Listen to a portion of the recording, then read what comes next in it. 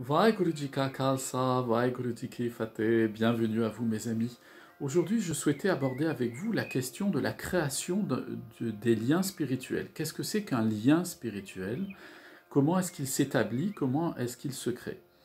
Eh bien, nous allons en trouver l'explication dans la Bani avec Guru Nanak Dev Ji qui nous l'enseigne au Ang 143. Nous allons voir toute la péricope, toute cette section-là de la Bani ensemble, pour essayer de comprendre ce à quoi fait référence Guru Sahib et ce qu'il veut nous enseigner au travers de cela. Donc si je lis le premier verset, nous entendons Keha kanchan tute sar. Lorsque les morceaux de métal sont brisés, des morceaux brisés de métal sont mélangés, sont mis ensemble. Agni kant pae lohar. Et que ils sont jetés dans le feu. Agni kant pae lohar, un lien s'établit entre ces différents morceaux de métal. Je poursuis la lecture de la Bani. Guru Sahib nous dit Kori seti tute batar. Lorsque un époux quitte son épouse, Putingande pave sansare. Putingande pave sansare. Leurs enfants les font revenir, se rapprocher les uns les autres dans ce monde, et à ce moment-là, un lien est établi. C'est-à-dire que Guru Sahib nous dit que c'est par la descendance que les parents restent unis. Une fois que un couple a eu des enfants, eh bien, même s'ils sont distants l'un de l'autre pour différentes raisons, parce que la vie professionnelle les conduit en cela, ou bien parce qu'ils se séparent, ou parce que la mort les sépare, eh bien, il y a tout de même un lien qui est maintenu, nous dit ici Guru Sahib. On poursuit la lecture. Guru Sahib nous dit Raja manke dite kante pae. Lorsque un roi exige quelque chose, et que c'est mis en œuvre, eh bien à ce moment-là, il y a un lien, nous dit Guru Nanak Dev Ji, qui est établi. Pukiya kante pave jakae. Lorsque quelqu'un, un homme, une personne qui est affamée, se met à manger et qu'il arrive à assouvir sa faim, il n'a plus faim, eh bien, dit Guru Sahib, un lien est établi. Je poursuis encore. Kalakante nadia medjol. Dans les périodes de sécheresse et de famine, lorsque la pluie vient remplir à ce moment-là les torrents qui sont asséchés, eh bien, Guru Sahib nous dit il y a donc un lien qui est établi. Et il nous dit une chose très intéressante, donc je vais commenter par la suite, dans laquelle il nous dit Kante priti mite pol.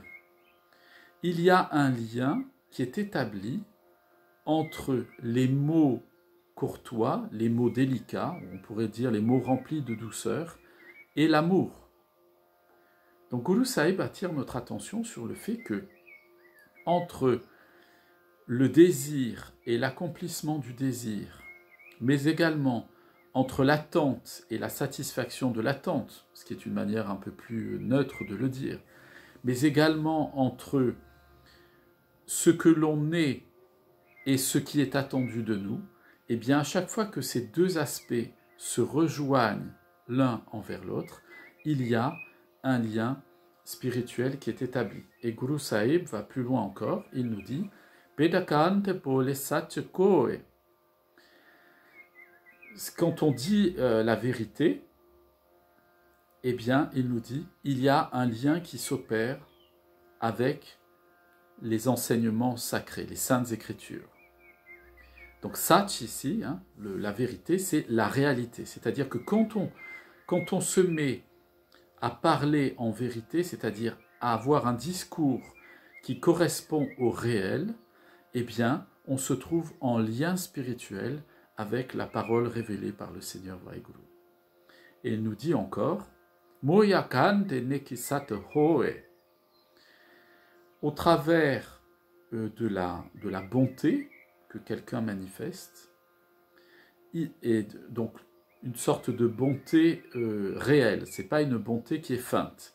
Eh bien, Guru Sahib nous dit quand on manifeste une bonté véritable, profonde, on dirait, nous, dans notre vocabulaire aujourd'hui, une bienveillance sincère, eh bien, Guru Sahib nous dit il y a un lien qui est établi entre le monde des morts et celui des vivants. C'est donc bien mystérieux, hein, mes amis. Et Guru Sahib de conclure, hein, Guru Nanak Dev Ji conclut en disant « Et gand varte sansar » c'est ce type de relation, de lien spirituel qui appartiennent au cycle de ce monde, ou qu'on pourrait, si je veux le traduire de façon un peu plus compréhensible, c'est ce type de lien qui prévalent dans ce monde, qui se crée en permanence dans ce monde physique. Donc il faut comprendre ce que Guru Sahib veut nous dire au travers de cet enseignement, parce que ça pourrait sembler quand même très, très difficile à comprendre. Donc, le mot qu'il emploie, c'est le mot Gand. En sanskrit, alors en Gurmukhi Gand, en sanskrit Ganda, Ganda en français, hein, qu'on pourrait écrire avec un DH à la fin, c'est un da, Ganda. Eh bien, qu'est-ce que c'est? Guru Nanak Sahib, lorsqu'il emploie ce terme-là, il fait référence profondément à une connaissance empirique qui est liée à la perception que le nez a des odeurs. Alors vous allez me dire, mais qu'est-ce que c'est que cette affaire? On était dans les liens spirituels, on a entendu des différents exemples donnés par Guru Sahib, et voilà maintenant que, eh bien, Metap Singh, tu nous emmènes dans des considérations biologiques et olfactives. C'est pas tout à fait moi qui vous emmène dans ce chemin-là, c'est Guru Nanak Dev Ji. Pourquoi? Parce que il emploie dans un cadre philosophique traditionnel cette référence à Ganda. Ganda, c'est l'odeur. Étymologiquement parlant, c'est une fragrance. C'est une odeur qui émane de quelque chose. Mais lorsque Guru Sahib emploie cette image, ce mot qui est l'image aussi de l'odeur, de la fragrance, du parfum, de la senteur, eh bien, il l'emploie pour nous dire que, en fait, c'est ce qu'on appelle un objet de perception. C'est-à-dire que quand il y a en nous un désir qui apparaît, ce désir n'apparaît pas tout seul s'il n'est pas motivé par un objet qui le suscite. Autrement dit, vous ne pouvez pas avoir le désir de quelque chose que vous ignorez, que vous ne connaissez pas et dont vous n'avez pas entendu parler. C'est-à-dire que, matériellement parlant, hein, on a tous en nous le désir de s'unir au Seigneur Vaheguru, au Seigneur Dieu, mais ce désir, il est de l'expérience du fait que nous avons la vie en nous, c'est-à-dire le Seigneur suprême. Mis à part cette dimension-là, de manière générale, et dans tous les cas, vous ne désirez jamais ce qui n'existe pas. Même si vous allez me dire, mais je désire des choses que je vois en rêve. Par exemple, je vois en rêve une superbe voiture volante qui n'existe pas encore et je la désire. J'aimerais tellement voler dans une voiture pareille, une voiture volante. Bon. Eh bien, il y a quand même un réel dans le fait que vous le rêvez, vous le conceptualisez. Les rêves appartiennent au domaine du Maya, au domaine de ce monde, des illusions. Donc, ils ont une facture, une consistance qui est vraiment un objet intellectuel auquel votre désir vers lequel votre désir va pouvoir se porter et s'attacher.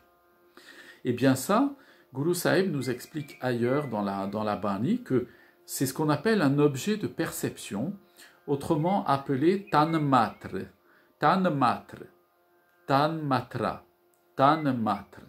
C'est-à-dire, il faut qu'il y ait quelque chose à l'extérieur de moi ou dans mes rêves, ça appartient aussi à l'extérieur, c'est du domaine du Maya, c'est pas du domaine de la présence divine en nous, eh bien, il faut qu'il y ait un objet qui me fasse en moi naître le désir de le posséder, de l'avoir et de l'utiliser. Donc ça, Guru Sahib nous dit, c'est tanmatra, c'est l'objet de la perception. C'est pour ça qu'il dit que, par exemple, effectivement, quand un forgeron va prendre des morceaux de fer pour les jeter dans le feu, il va y avoir un kand qui va se créer, c'est-à-dire un lien, un attachement. Et cet attachement a pour étymologie l'odeur. Pourquoi? Parce que mes amis, nous faisons tous l'expérience que l'odeur, c'est quelque chose qui reste. Hein, vous passez à côté, par exemple, d'un endroit où on fait des préparations sucrées qui vous plaisent. Vous allez sentir ces préparations en passant, mais vous n'avez pas les moyens de les acheter, ou vous n'avez pas le moyen de vous arrêter, etc. Mais vous allez partir, et comme on dit en français, vous allez garder l'odeur dans le nez. C'est-à-dire que votre cerveau a conservé la mémoire olfactive de ce moment où vous avez eu un attrait vers cet objet de perception. C'est-à-dire que vous êtes passé, par exemple, devant une boulangerie où ça sent le bon pain frais cuit du matin. Vous ne pouvez pas vous arrêter, mais le tanmatra, c'est l'odeur et la boulangerie. C'est l'objet de perception. Mais vous allez partir avec ce que l'objet de perception aura suscité en vous, qu'on appelle le kand, le lien. C'est-à-dire que vous partez, vous montez dans votre voiture, vous faites 100 km, mais vous êtes toujours relié à cette boulangerie où vous avez senti cette bonne odeur du pain. Et c'est là où Guru Sahib est prodigieux dans son explication, parce que si on lit cette Bani-là, on ne va pas comprendre ce qui se passe. Si on ne lit pas par ailleurs ce qu'il nous enseigne, c'est qu'il fait référence justement à ce système philosophique et biologique qui explique que pour être en relation avec cet objet de perception, il faut un organe des sens, que Guru Sahib appelle d'ailleurs Janendriya,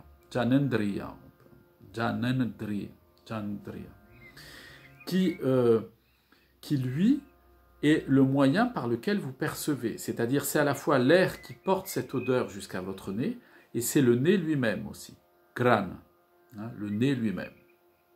Et donc, il y a un élément qui va être produit dans cette interaction entre l'objet de la perception, c'est-à-dire la boulangerie, votre nez et la capacité de votre nez à sentir l'odeur qui vient de la boulangerie. Eh bien, à ce moment-là, il va apparaître en vous un élément rudimentaire qui est subtil, hein, c'est comme ça qu'on le définit dans la philosophie sikh traditionnelle, c'est un élément rudimentaire qui est subtil, qui est produit par votre organe interne, hein, c'est votre organe des sens, c'est-à-dire ce qui vous permet de sentir, pas le nez en lui-même, mais ce qui au niveau du cerveau vous permet de traiter les informations olfactives. Et ça, cet élément rudimentaire et subtil en vous, il est appelé comment? Hankar. Hankar, qu'on traduit souvent d'ailleurs dans la tradition sikh par l'ego. Et on voit au travers de cet enseignement de Guru Nanak Dev Ji que notre ego n'existe pas. Notre Hankar, c'est le produit de notre attraction vers un objet de perception. Et voyez, dans cette Bani-là, c'est ça que Guru Nanak veut nous dire, en fait, en donnant tous ces exemples divers et variés. Il veut nous dire que à chaque fois que nous nous attachons, nous nous portons à l'objet de notre perception en nous y attachant en fonction de ce que nos organes physiques et spirituels ont perçu de cet objet qui va susciter en nous le désir, si on laisse monter en nous l'attraction et la dépendance à cet objet de perception, eh bien, on va développer en nous un élément spirituel rudimentaire et subtil qui s'appelle Hankar et qu'on appelle ensuite par convenance l'ego, la centration sur soi-même. Donc vous voyez ici, dans ce passage-là de la Bani, Guru Nanak Dev Ji ne nous dit pas quelque chose de perché dans la stratosphère mystico-gélatineuse. Il nous parle concrètement. Nos maîtres, mes amis, nous parlent toujours avec des exemples physiques concrets.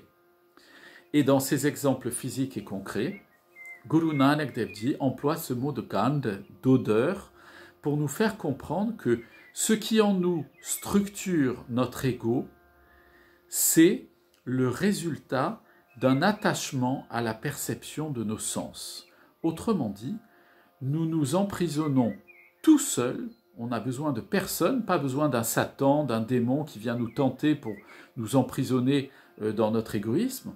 On le fait très bien tout seul, mes amis, on le fait comment? On le fait en se laissant piéger par nos perceptions. C'est-à-dire que très souvent, Guru Nanak ne dit pas que c'est mal les perceptions, mais il nous dit que trop souvent, nous nous arrêtons à la première satisfaction que notre perception nous donne et nous restons figés à cet endroit-là. Autrement dit, nous nous accrochons à la mémoire que nous conservons de nos expériences passagères et transitoires. Et c'est ça le Gand, c'est ça le lien spirituel qui est créé, dont veut nous parler Guru Nanak dans cette Bani-là, au Ang 143. Il veut nous dire que il y a un lien de cause à effet, d'ailleurs il dit que c'est un sansar, que c'est un cycle permanent d'attachement à cet élément subtil qu'on laisse apparaître en nous, c'est-à-dire que en permanence, si nous menons une vie où nous sommes tout le temps en train de faire attention à ce qui nous plaît et ce qui ne nous plaît pas, eh bien, on va s'enfermer très rapidement dans des insatisfactions constantes ou dans des recherches de satisfaction permanente.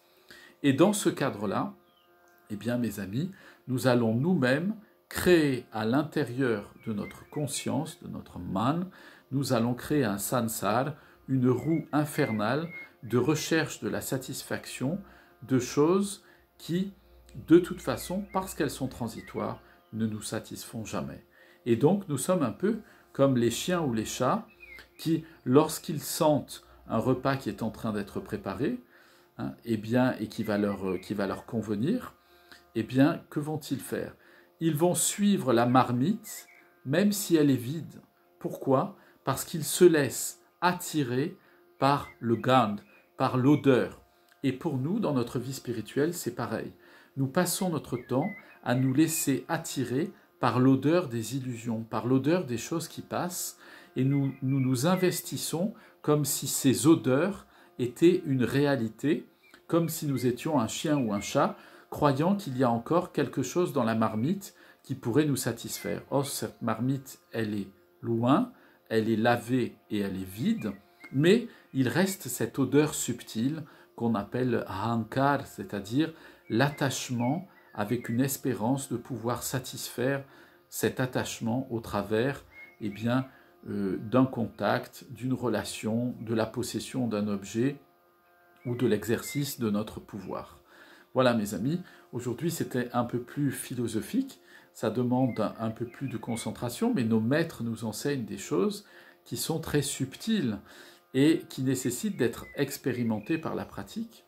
Et au travers de cela, nous comprenons que à chaque fois que nous allons courir après le souvenir olfactif d'un désir inassouvi en nous, quand je dis olfactif, c'est comme si notre âme avait un nez et qu'elle cherchait à ce moment-là le souvenir de quelque chose qui lui plaît et qu'elle n'a pas pu encore satisfaire, et bien à chaque fois, nous allons créer un peu plus de cet élément subtil rudimentaire en nous, un peu plus d'ego, de ahankar à l'intérieur de nous, et ça va masquer en nous ce jot, cette lumière divine que nous allons, Dieu nous en préserve, finir par ne plus voir.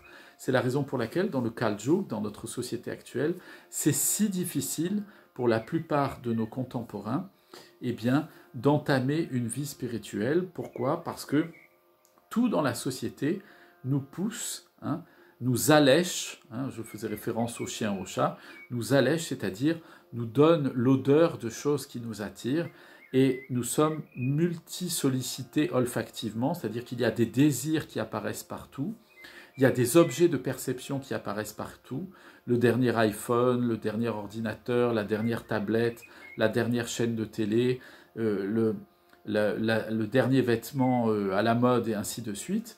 Eh bien, mes amis, avec ces hyper-sollicitations, ces objets de perception qui sont créés en permanence dans notre monde matérialiste, eh bien, notre nez spirituel ne sait plus où donner de la tête, pour faire un jeu de mots là-dessus, et nous conduit à ce moment-là à créer encore plus de ahankar en nous, c'est-à-dire d'éléments subtils qui nous attachent à nos désirs comme s'ils constituaient véritablement notre personnalité. Je vous souhaite à toutes et à tous une excellente journée. plein de bénédictions sur vous, vos familles, vos amis, vos voisins et tous ceux que vous aimez. Je vous dis à très bientôt. Vaheguru Ji Ka Khalsa, Vaheguru Ji Ki Fateh.